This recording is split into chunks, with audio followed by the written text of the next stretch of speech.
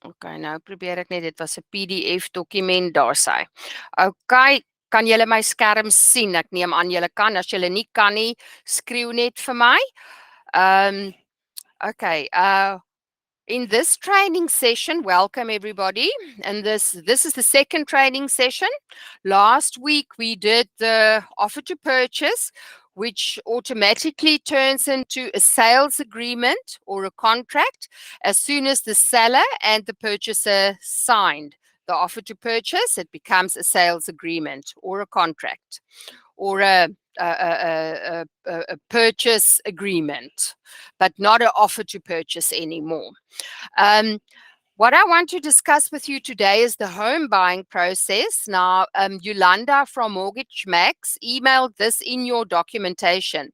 Now, this specific page is very valuable if you want to print this page, only this page in a PDF document, and provide this to your purchasers when you meet with them, maybe with the transfer costs, etc., because some of your purchases will be first-time buyers, especially if it's like a low-end property, and then they know they can go through this at their own time.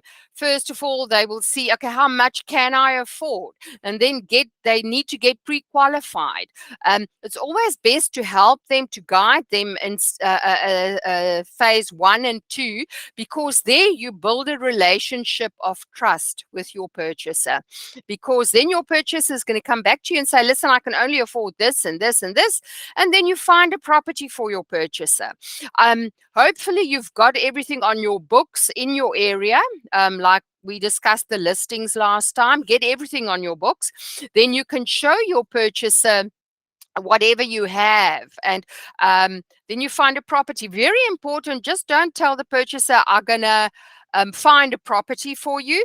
First, find out what their criteria is, like so many bedrooms, so many bathrooms, this must be the garden size, etc., etc.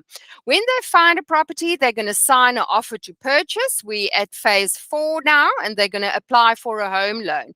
Sometimes they don't need to apply for a home loan. They will pay a deposit and apply for a home loan. Sometimes they will just transfer the money. That we call a cash sale, but it's not. They're going to pitch up at your office with cash in a suitcase. That's not allowed. They will transfer the funds or deposit it into the conveyance's bank account. Okay. Then basically you're going to insure. Phase 6, that purchaser must ensure that there is insurance on the property. Now, Mortgage Max helps them with that. They can assist with insurance, or whatever institution they used. If it's a cash sale, they must get their own insurance company who can insure their investment. It's always best to do that. Then, as soon as the bond approval was obtained, the instruction will be sent to the bank, basically the seller, to notify the bond cancellation period. That's normally 90 days. But I heard ABSA, if you carry on with the a bond, you say you're going to sell your property now and you're going to get another bond on another property, there's no cancellation fees applicable. But always make 100% sure with Yolanda from Mortgage Match, because the banks change their criteria quite often. So, but the norm is 90 days. And I believe another bank also changed their criteria. Okay, so after the instructions were sent out, then the conveyancer will contact all the parties at phase 8 to sign the transfer documentation. There they will ask SARS for the rate clearance, SARS clearance certificate. Their transfer duties will be paid. The municipal rate clearance certificate will be obtained. The Homeowners Association levies and the transfer costs will be paid. So that is all in phase 8. To obtain municipal clearance now can take anything from a week up to a month. You know, depends if there's load shedding, if they're on strike. to obtain a SARS clearance is very quick. That it gets done online. You get that in a week, maximum 2 weeks. Homeowners Association levies is also maximum 2 weeks. Okay. Okay, then certificates, compliance certificates to be issued. What is very important here is I normally do this at the beginning of the sales process. As soon as the purchaser obtained bond approval or provided funds, proof of funds for the purchase price, then I will ask the seller to get the compliance certificates ready, and it can be it's your normal electrical COC, your electrical fence COC, gas certificate, and if they ask for it, a borehole certificate. Remember last time when we discussed the contract, you cannot sell a property without any water. There must either be a borehole, then you need a certificate. And if there is piped municipal water, you don't need a borehole certificate. So it's either or, neither nor. Anyway, okay, so that's phase 9. Then guarantees. Guarantees, the bond attorneys will provide guarantees to the conveyancer for the full purchase price or balance of the purchase price if there is a bond applicable. As soon as the guarantees are provided and you have all your compliance certificates, all the documents are signed, we have the municipal clearance certificate and we have SARS clearance certificate, then they can basically lodge at the deeds office. Now, in the good old days, it took 5 days when you lodge at the deeds office for the property to get registered in the deeds office. In level 4 lockdown, I think the deeds office opened, or level 3. Then they had such a backlog, it took almost between 30 to 45 days to lodge it. Sometimes, and you get 3 levels when you lodge it in the deeds office. You get a level 1, level 2, and a level 3. Then it goes to prep and then it register. So if everything goes well, it will, on a good day, if nobody is striking, no load shedding, no backlog, you can register that property within a week. But I always say 2 to 3 weeks to be on the safe side, because sometimes the transaction gets rejected in the deeds office because of a spelling mistake on the documents, the transportation documents, or just a minority issue or whatever. Okay, so this is now, and you do have this, Yolanda did email this to all of you. I just want to ask you if there's any questions. I'm going to close my screen. Is there any questions, you guys? So that's fine. Then I'm going to do the risk management compliant. Okay. Marushka, we actually got that from you, which was very good. And Estelle drew up a standard one for us that we can use.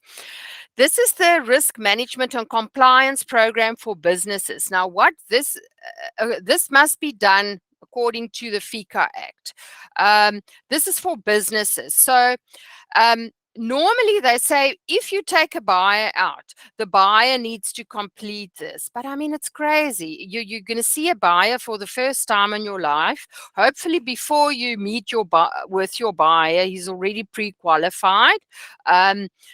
Then you shove this piece of paper under his nose and say, please complete this, which is such sensitive information. I will first try to establish some sort of relationship with my buyer. And then let's say after I arrange pre-qualification with my buyer, then I will email my buyer a form like this, or show it to him when I go and find him a property or show him a property and say, listen, according to the FICA Act, we need to complete this for you. It's not me that's wanting this, it's FICA law, okay? Then this is now if your purchaser is perhaps going to buy in a company's name. It can be a seller as well, that the seller needs to sell his property and the property is in a company or in a trust's name. Okay, then they just complete the company details, the registration number. who are the beneficial owners of the company, especially if it's in a trust? Who's the beneficiary? So a normal company is your directors or shareholders. Who is the beneficial owners? Okay. And then they can just complete have they what assets, operation, business premises? It's a lot of sensitive information. That's why you can't give it to your purchaser for the first time when you meet them. A seller, it's different because obviously you contact the seller will give you permission to list his house, and when you go and list the property, you can ask him to complete it quickly and then scan it and mail it to you. But there you can see selling a property, buying a property, letting out a property, or renting a property. So this is for lessees as well, okay? And then just where the funds are coming from, okay? This is also very important, clause 5, because it's, about all the stealing in government and the transparency that's non-existent in South Africa, to show, where are they, do they work for the government, have they got, do they know any leaders in a political party or blah, blah, blah, that we don't get another Gupta incident. So this is the reason behind the madness for these forms. Okay.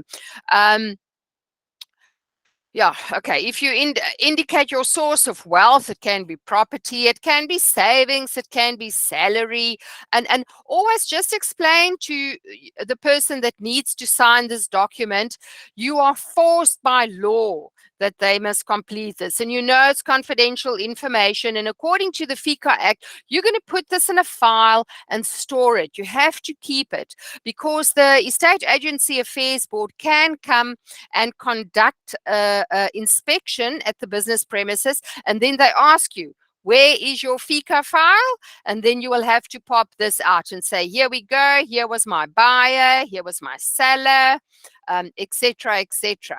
I'm going to take this, I'm going to close this current tab. Over here is exactly the same form, but for natural persons. Okay, so it's exactly the same information. If you have questions about this document, please ask me now while we have it open and we need to discuss it. Okay, so this is the risk management compliance, and I don't know why they say it's a program, because it's I will just say it's risk management compliance, but it's the reason why I was saying program is because that's how we got it from the standardized forms that they say it's a compliance program. But okay, so can I close this one as well? Is there any questions? Okay. Yeah. I'm going to close that tab. Now we're going to go through to the, I wanted to do the listing mandate, and which is in a word, a sales mandate. Okay. The sales mandate, if you're going to go and list a property, this is the standardized forms that you guys must always use, please. You're going to provide the correct property details.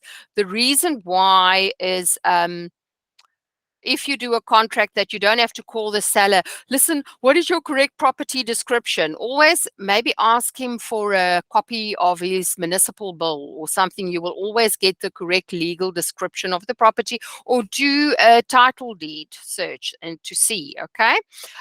There's all our details. This document is in Word that you can type your details in, your Fidelity Fund certificate.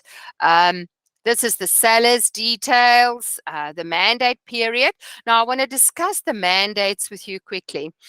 Open mandate, everybody can advertise. The seller can sell his own property. Dual mandate, it's you and another agent, and the seller can sell his own property. A sole mandate is only you can sell the property, but the seller can also sell his own property. I prefer, if the seller gives me a sole mandate, I always say it's a sole and exclusive mandate. That means that only me, Annelie Buchler, can sell his property. The exclusive mandate means he can't sell his own property, because sometimes you often get that you put so much effort in this sole mandate and you paid so much money for advertisements and you spent so much time on this property, and then the seller comes and he says, you know what, my Bell said he wants to buy the property, or my friend, I'm going to sell the property to my friend. Then then you had a sole mandate, but you didn't have a sole and exclusive mandate. Okay, so that is the reason why we have a sole and exclusive mandate there. Normally, the duration of a sole and exclusive mandate or a dual mandate is 90 days, okay, 3 months, unless the seller stipulates it otherwise. Normally, they can say, you've got a month, after that, we'll make it a dual mandate or change it to an open mandate. It depends, how, but the norm is 90 days for a sole mandate or a dual mandate, okay? There, it's very important that we see that the seller is registered for VAT. So in the contract that we discussed, we saw last time, I just want to check what the hell my dog is doing behind me, sorry. Okay, there we saw you will either pay, that is included in the purchase price, or normal transfer duty. So there you will see if the seller is registered for VAT. That will be your listing price. There, before the time, you're going to agree with the seller what your commission is, okay? That's an amount or a percentage. I normally work on a percentage. It's better than to make a set fee, let's say, of 100,000. I always say 5% of the purchase price, so I'm not very fond of the amounts, but it depends on your seller again and on you. I mean, it's not set in stone. You can communicate and discuss and negotiate, okay? That is then, it's very important that the seller is in possession of a building plan. If he's not, he must go and get it, because if you have a buyer that needs bond approval and the bank asks for that building plans, or the purchaser, after the sale was concluded, say, listen, there was no building plan, they can sue him and they can sue you. So this is a very good mandate listing form. There you can see that they are not in possession. So you mark the boxes. There it's like, if you have a development, your seller obviously will not tick that box. He will tick that box because he is buying and selling property. That's his business. That is what he's doing. There we safeguard ourselves against the POPIA Act and tell them how we're going to safeguard their personal information and what we're going to do with the data. There the seller signs, you sign. The estate agent will sign and the principal will sign over there. Okay, so that is the listing form that I discussed with you. Is there any questions on this one? I'm going to close it. You want to ask questions? I don't mind if you want to interrupt me. The listing mandatory disclosure form. Okay, this is now the listing form. Okay, this is just again, is there a bond on the property? What bank? And I will also say, normally I will ask, how much is the bond, that we know that the purchase price we get is sufficient to cover the outstanding bond. There's the view of the house, the bedrooms. This is basically the specifications of the house. Now, my listing form, when I went and did a listing, I scribbled all over the show. My forms was never neat. I always had to go and look afterwards what was there. That's why it's always good, to take your time, get to know the form, that it doesn't look like a coloring book like my listings looked. Okay. This is very important. The best time for buyers to view can you do a for sale board in front of the property, etc., etc. So this is your standard listing form. Now, Mariska, I'm going to close that tab.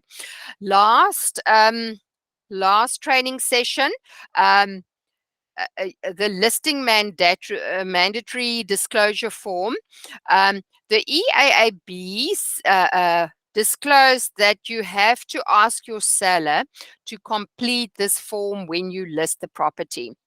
It is good in one sense that you know what's happening with the property, that you know if there's any defects, because when you show potential buyers the property, you can tell the buyer, listen, the roof needs fixing, this needs replacement, this and this and this and this.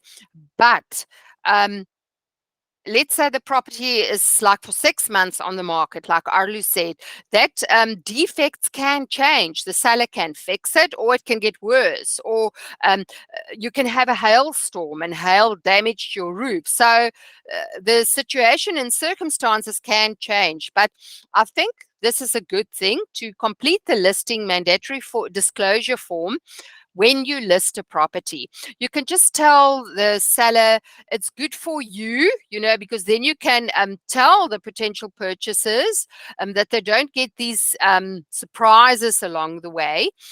You are better equipped with the information of the property and more familiar with the property. And he's also safeguarded because he shows you now what is the condition of the property. Okay. So there, Estelle did draw up a standard listing mandatory disclosure form for us. So, and I just want to show, Mariska did email me. I'm going to close this current tab.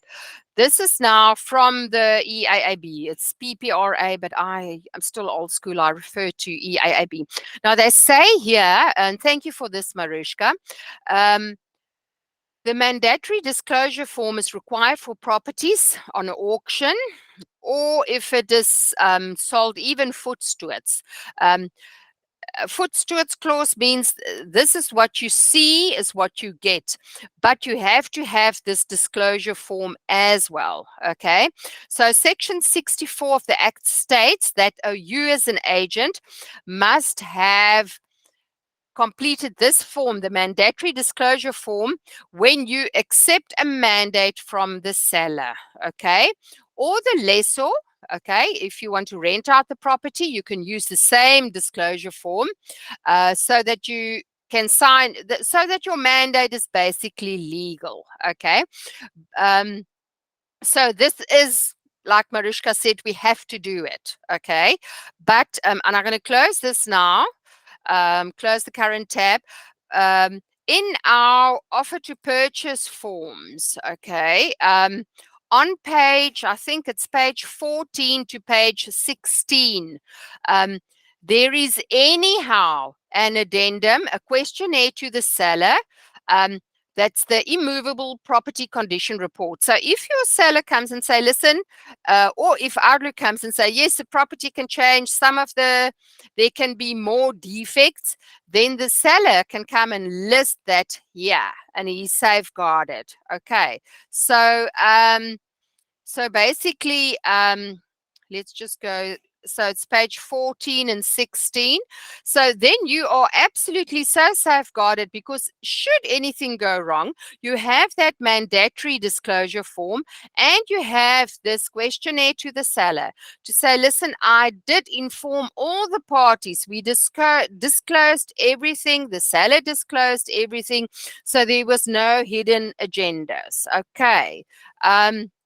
I'm going to close my screen. We discussed this, okay? And now I just want to see where's the time. Yes, and I went quite quickly through this. I want to stop sharing my screen. Hold on. I don't want to, stop presenting. Okay. Can you guys see me now? Okay. Are you happy? Is there any questions? Okay, kan julle my nou hoor? Kan jy my hoor, Annelie? Can you hear me? Nee, Mariska, kan jy my hoor? Kan Annelie jou hoor? Annelie kan Okay. ons nie hoor. Hier hoor ek julle nou. Shit. Okay, kan jy my hoor, Annelie? Ja, ek kan jou nou hoor. Het julle enige vrae gehad? Ek het so lekker gepraat. Okay, Ja, ek wil net vra vra. oor daai sole mandate en Exclusive die ou mandate. exclusive mandate en daai goed. Ek en Okay. Marushka het eendag 'n gesprekkie gehad en is daar nie moontlike ander regsaanspreeklike goed vir die verskillende mandate nie, of kan 'n ou net so tik en als bly dieselfde? Daar is nie verskillende regsaspekte nie. Verstaan jy? Jy gaan daar sê, want hy moet sê die periode wanneer die mandaat verval. Ek het nou 'n sole mandate, is jy weet, net jy mag hom verkoop. Sole and exclusive, die sole mandate, dan kan die eienaar hom ook verkoop. Sole and exclusive is dit net jy, en 'n open mandate is 'n oop mandaat. So regsaspekte soos wat. Sorry, kan ek gou insit tog? Ja. Want jy moet dit nou in daai mandaat eintlik vir hulle verduidelik, want jy kan Ja. nie eintlik verbally doen nie, maar nou is dit nie in daai mandaat nie. Wat moet jy vir hulle verduidelik? Wat die verskil tussen die exclusive, die sole en 'n dual is?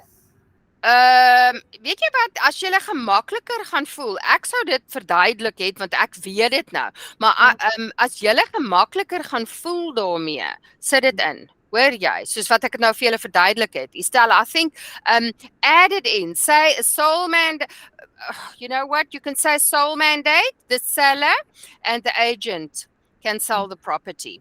Sole and exclusive mandate, only the agent is allowed to sell the property. Dual mandate, it's two agents, ja?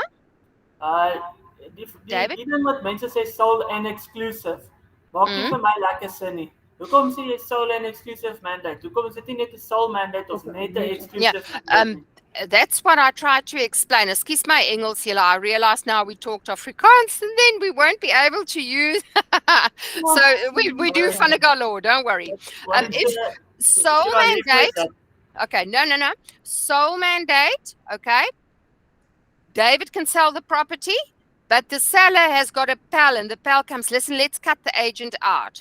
Then the seller can sell his property by himself. That's a sole mandate. Sole and exclusive mandate. Only David can sell the property. If the seller wants to sell his property, he can't. Only David can sell the property. Why call it a sole and exclusive then? Why not only call it an exclusive?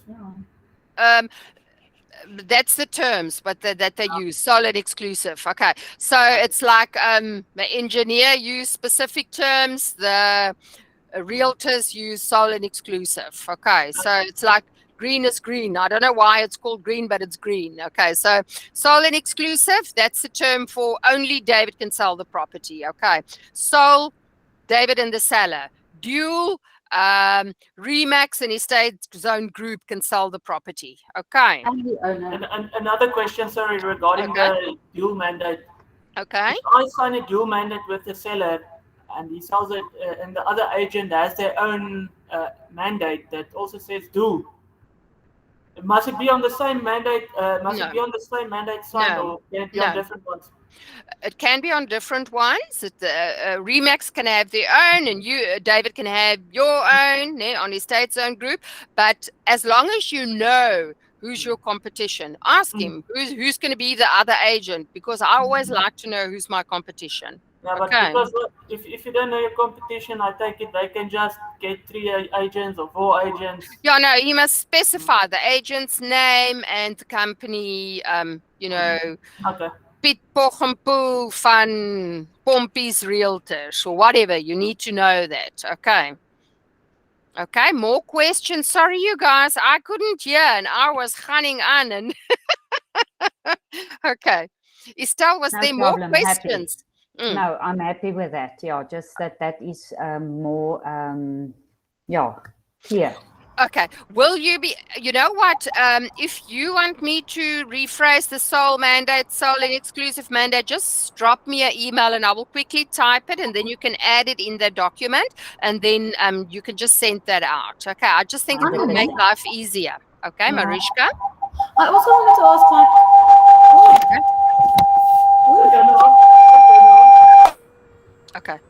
Okay. I also wanted to find out, there's a lot of things that I don't see in our mandate that we had in RealNet. And it's Okay. little things. It's things where we protect ourselves. But I Okay. don't see it in our mandates and things. So Okay. In the sense of protect yourself from what? like cancellation periods and cancellation like penalties. And I'm not talking only about the sales, I'm talking about sales and rentals. Rentals. Small things, but multiple things. Can I tell you something? That's the thing that I learned. If your seller wants to cancel your mandate, he will, regardless of, you understand what I say? So why put it in? Yeah. If I'm a seller, now you must remember I'm a very analytical person, okay? Difficult and analytical. You're going to get sellers like those, okay, which we're going to discuss now, second part of the training. If an agent comes and tell me, listen, you can't cancel this agreement within a stipulated time period, I won't sign that addendum. I won't sign that mandate. You understand what I say? So why this is so much paperwork to start with, you know? So with the FICA and the property disclosure form and the mandate form, you overwhelm that poor seller or landlord, that he's so gonna be afraid. He's gonna, I'm signing my life away. So for me, it's like, why will he cancel it if he's not happy with your service? You understand what I say? So if you provide a good service, and give regular feedback, even if the feedback is an email or a WhatsApp or a voice note or just an SMS or whatever, to keep him regularly up to date, why will he cancel your service? But don't come and put in a mandate form, you're not allowed to cancel my service within a specified period of time. I don't like that. You know. I'm with you, absolutely. I'm thinking more along the lines of like in a dual mandate. Okay. Usually it states something like the owner can't sell to anyone that you took through in the last 3 months. After the mandate is ended. You know what? That is in the lease agreements. Okay. That's normal. But you mandate with sales. I've also seen that. Maybe that in your dual mandate, that's a good valid point. Okay, that we can add. In the dual mandate, Estelle, maybe you must make a note that you can say, you know, because just now the other agent comes with your buyer in a period of it can happen. But what do you do? Yeah. What you do then is you will go to court, and you can go to the EAAB and find a remedy. But I agree with you, and for that instance, it's better to be preventative. Okay, so maybe highlight the things that you think are absolutely necessary, not petty stuff. Things that's got points that will add value. Okay. Email it to me, Estelle and Arlu and Marnie, that we can review it, and then we can see if we can put it in, because that's and I'm very open for input and your perception and your stories. So if it's valid and not petty, as you say, and it can really adds value to the form, bring it on. Because specific, I agree with you with a dual mandate, but for you can't cancel for an open mandate or a sole mandate. If you signed, I'll also say 90 days, you know, because you're gonna get a photographer. The photographer must get paid. So there is room for improvement on that, you know. So provide your inputs. I really, if you think we can better something, jy weet, hulle sê altyd meer is beter as een. Okay, then give that detail, and we add it, and we modify it, and we make it better. Okay, perfect. Thanks for that input. Okay. Was there anything else? Sorry, I was just talking. Marcus, you're very quiet. No questions. Okay. Now, I want to share with you what I came across last night. I'm busy with my MSc dissertation of the top 5 performing realtors for the last decade in South Africa, okay, at IRSA. What is their characteristics? What is their traits and attributes? What they have? What changed them from the rest of the other agents? Why are they so successful? And they're such a small, exclusive group. And every year you will see the same faces winning the same awards, highest turnover, most units, most commission percentage, etc., etc. So, and there's a gap in the literature. There is not a lot of academical research based on this, okay? So then I came across this study that was done in University of Phoenix in Arizona by a lady. I'll tell you now, I actually wrote her name down because I was so impressed with her study. Pitre Wilson was it, and it was for a PhD degree, a doctorate. And she said successful rookies, now remember it's American, né? Rookies, intern agents, né? She said her definition of a successful rookie is a real estate agent, listen to this now, who produces $2 million or greater, né, in sales during his or her early phases of employment, less than 12 months, okay? $2 million. Okay. I was like, okay, this is a lot of money. This is like serious money. Okay. And then she also stated, okay, traditional sales skills. Now, this is so, you're going to have to look at this video afterwards again and process this, what I'm telling you now, because it's so important. Traditional sales skills is not the proven practice or predictor of a successful real estate agent. So you don't need to have successful sales skills. You know, you get your car salespeople, you get other salespeople in a general store or whatever. Realtors are not like that. They're not salespeople. We differ from that. Okay. Then she said the soft skills, which is like also soft skills, it's emotional intelligence, personal attributes or traits or characteristics, that she did a study on, I think, about over 100 top performing rookies. Now, these people, $2 million and more US in the first 12 months of their career. Okay.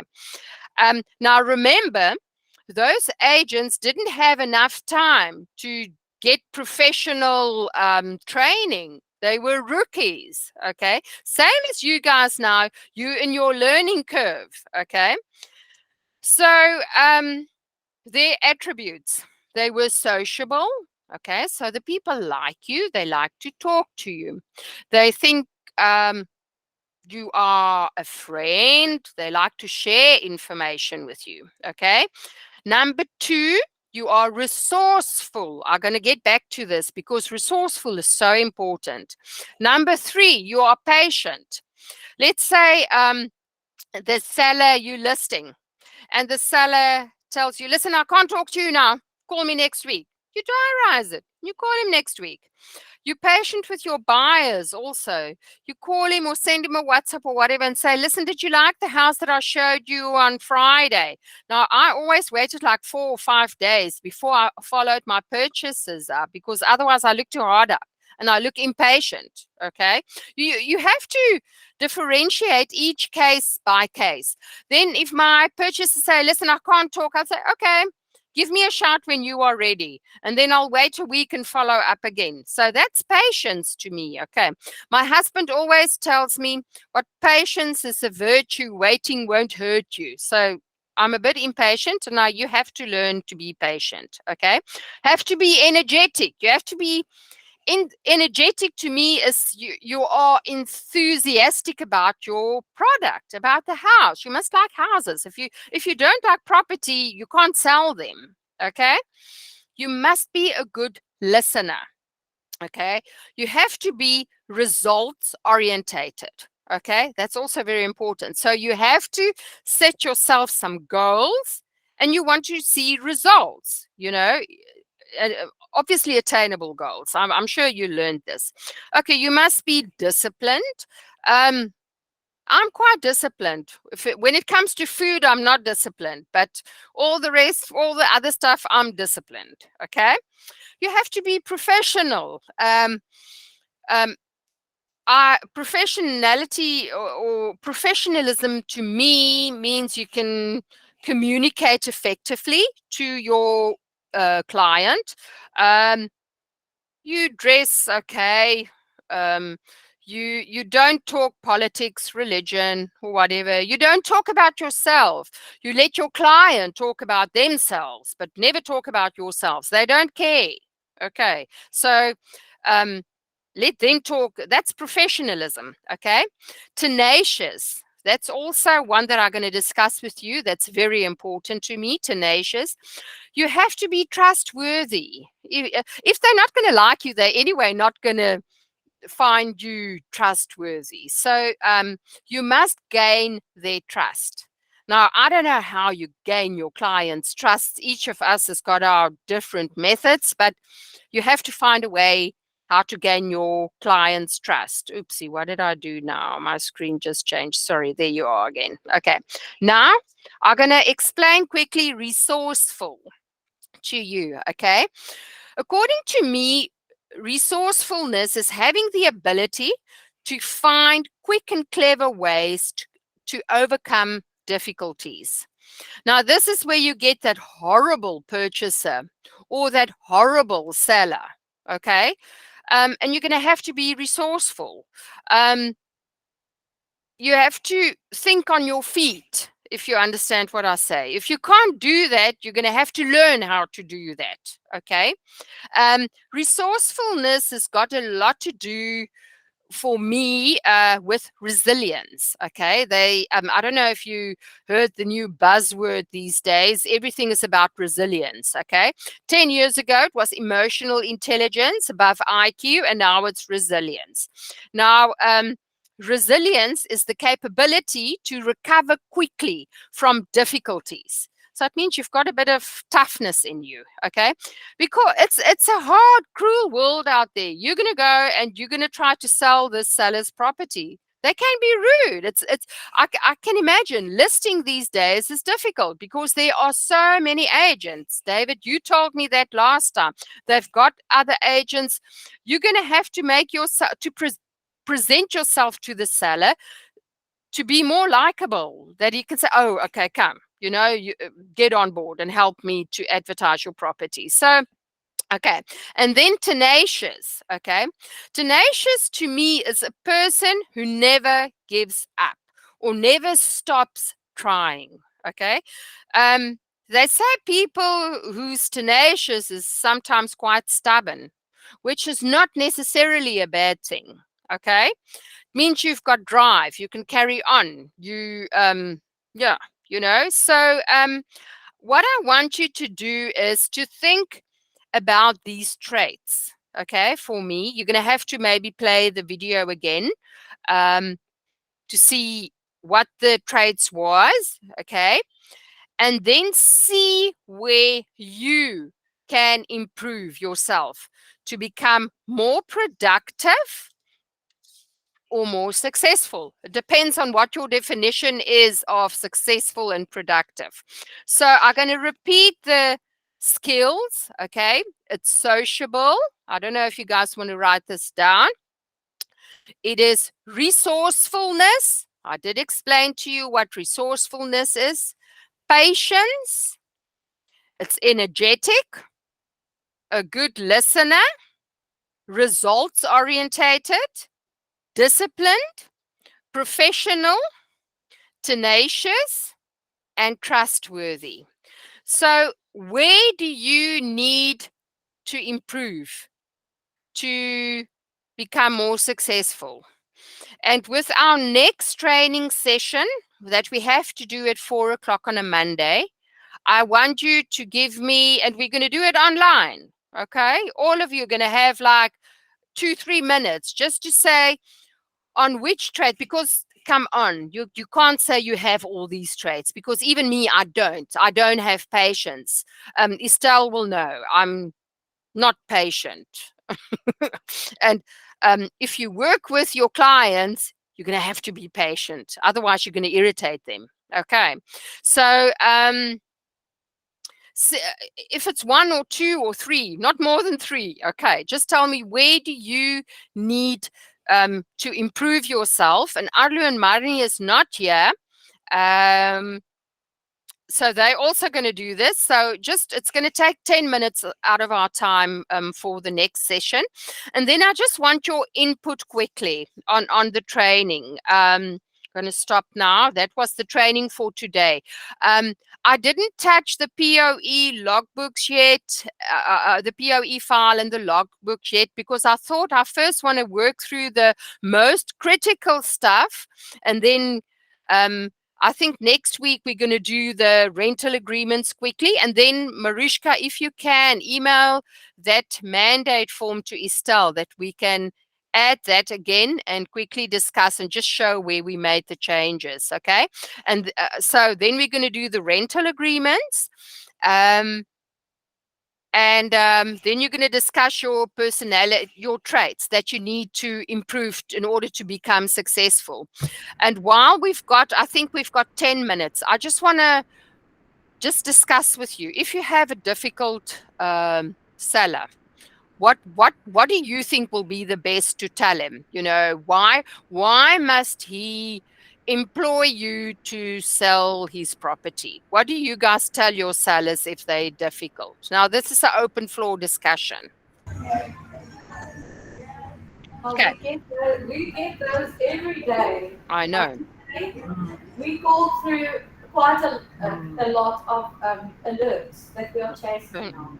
Okay. Let me tell you, there are so many agents on all of these listings, and they just don't want to let the next person on.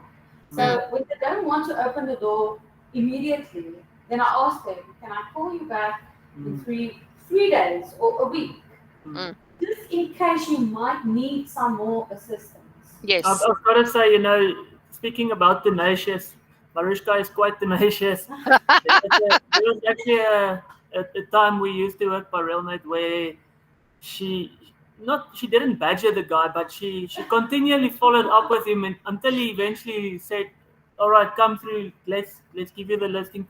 And he actually left us for 2 weeks or 3 weeks alone on the listing. He didn't want to find a sole mandate. Yeah.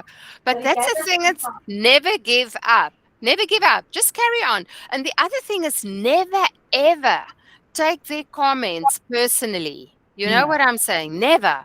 Because if you're going to take their comments personally, you're not going to make it in this industry, because they're rude. Maybe they have a bad hair day, or his supervisor just came and was ugly to him, and now you are his punch bag, and he needs to get out all his frustration on you. You get that. So never ever take things personally. Okay. Marcus? Sorry. No. Anything you want to add? We also we had a guy that we would have, a listing basically, that we would have gone and listed 2 weeks ago, and the guy just ghosted me completely. And I called him back today again, but I pretended nothing happened. I was so friendly. I was like, good for you. Oh, I know you're so busy. Thank you for taking my call. Yeah. We can come and list. Okay, tomorrow. Great. Okay. Go tomorrow. Maybe they won't ghost you tomorrow. We are just okay. Oh, shame, eh? Okay. Yeah. No, I know it's hard out there. It's resilience. Okay. And tenacious. That's so important. Okay. I also, one of my questions to the top performing realtors is going to be, what motivates you? What motivates you in this industry? Okay. Now, when I started, my motivation was obviously money, because we all need money. But after a certain period, now remember, I was like 19, 20 years in the industry. After the money period, I got my motivation if I put my sold up. Let's say there was other agent boards and I was like, I'm doing this dance with when I put my sold board up, and it's like, ha, ha, ha, I won. I'm very competitive. So you need to have that competitive trait in you, okay? It's it's ridiculous. You will think I'm a teenager, but I still have that. Okay, and you have to be a private investigator. You need to know what's happening in your area. If you don't know what's happening in your area, you're not going to make it. So I'm nosy. I like to know everything. So and I will share the results of my study with you. It's super interesting. But and as I come across other academical literature that we can use, I will definitely share it with you. Okay. Okay. Is there any more questions? Marcus? Yes. Okay. Yes, Annelie. Interestingly, what you're describing here in your traits is the perfect employee. By the way, because that's what the other brands and businesses I've worked in. That's basically the same sort of mantra. This is what we're looking for. This is what we expect you to have. We don't want to hold your hand. You must be self-learning. Let's be resilient. You have to survive through the depths and all of that.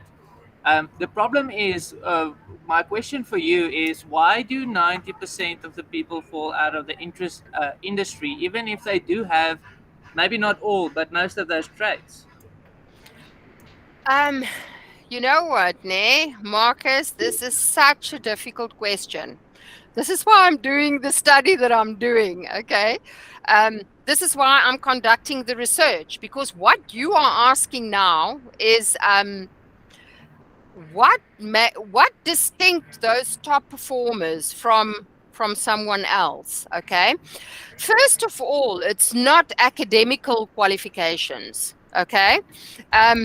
One of my best competitors in the industry, she came from a butchery. She was working in a butchery. I mean, I had 2 degrees, and she was. My husband always used to make fun, this lady from the butchery and you've got 2 degrees. And I was like, oh, shut up. So definitely not professional knowledge, okay? It is resilience. They're tenacious. It must be. And also what motivates them, okay? And then you will find they build relationships with their clients, okay? Now, I have this thing. I never become friends with my clients. I build relationships with them. Okay, Estelle was an old client of mine. That's one of the few.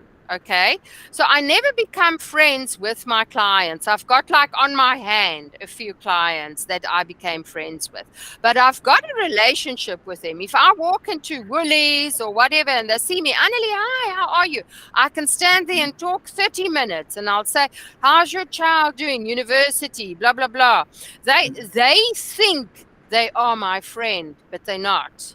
You understand what I say? Because and also that sociable thing is, to me, it's like, not really. I am sociable, but I'm a left brain. I'm very analytical. Okay. That's why, remember I said to you that PhD student said, you don't have to have sales skills. It's your personality traits. I'm analytical. So, I'm a difficult person. That's how come I know exactly how to handle the difficult customers. So don't come with sales talk. I mean, my brother, my real brother, is like a salesperson. He's like really, really a sleazy salesperson. And if he comes, I saw see miles away, and it's like, don't do the sales talk to me. You understand what I say? So to answer your question, Marcus, I don't know.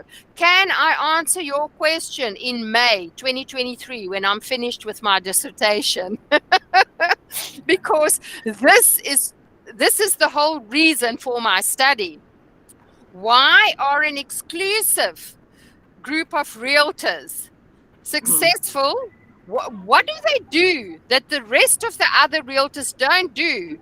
Let me try and help you with that answer. No, if it's not, who's your source? No, myself. But Okay.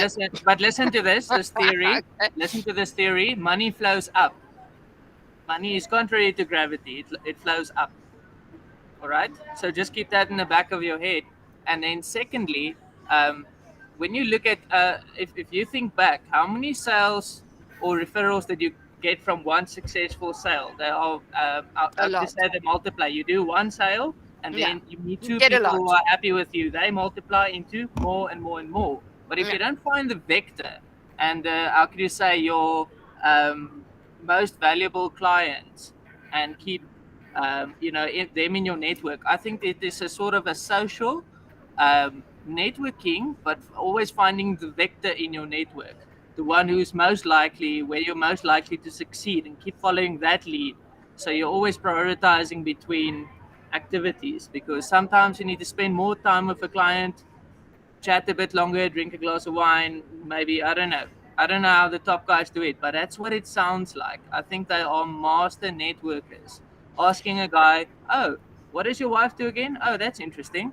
So I actually have a job for her, So, or I know someone who can help you with this.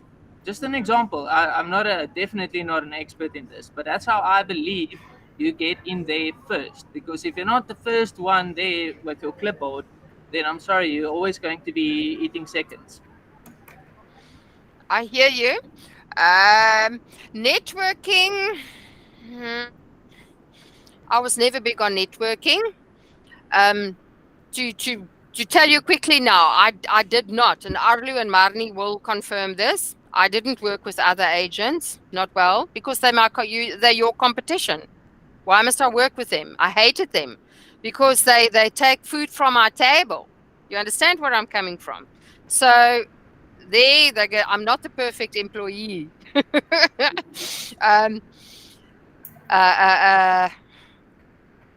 Second of all, I'm not a good employer because I'm seriously stubborn. Don't tell me to do something. If you tell me to do something, you will have to tell me why and what is the rationale behind the why. Okay? I'm a very strong leader. Okay? I hate it if somebody else takes the lead because I want to be in the leader position. Okay? So there's lots of different things, and I know there's lots of theories, but I'm studying at the University of Essex, and if I say something, they say, who's your source? I can't go to them and say myself, because they're going to laugh at me. They're going to say, cite your literature. Where do you get this information? I can't even tell them by observing. Okay, I can't use myself in this study, although I've been a top agent for the past 10 years. I use the other ones that I know, okay, and they must be the top performing agents continuously for the past decade to ensure that it's not just a lucky agent who got there first, okay, who did networking, okay.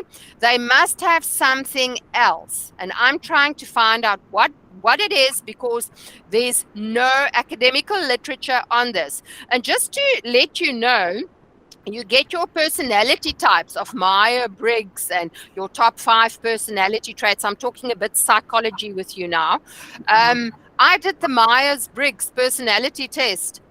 I'm so not a real estate agent. Okay. I'm not a salesperson. Okay.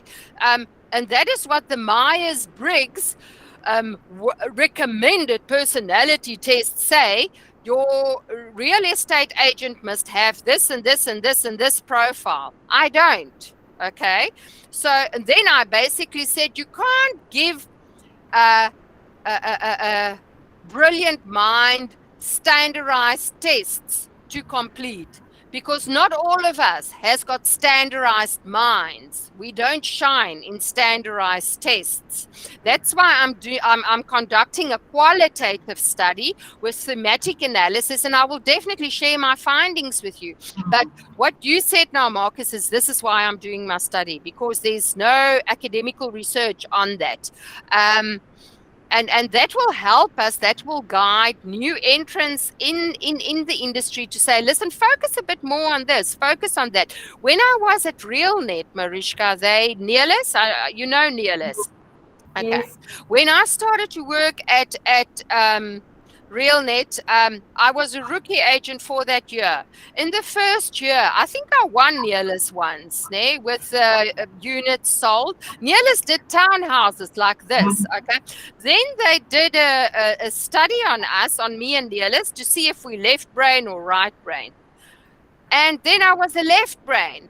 Then Rutia Olivier still said, Annelie, you're going to have to learn how to treat your clients with velvet. I was like, what the hell is that? You know, because I'm very direct. I say a thing as it is, and I don't bullshit. Sorry to say.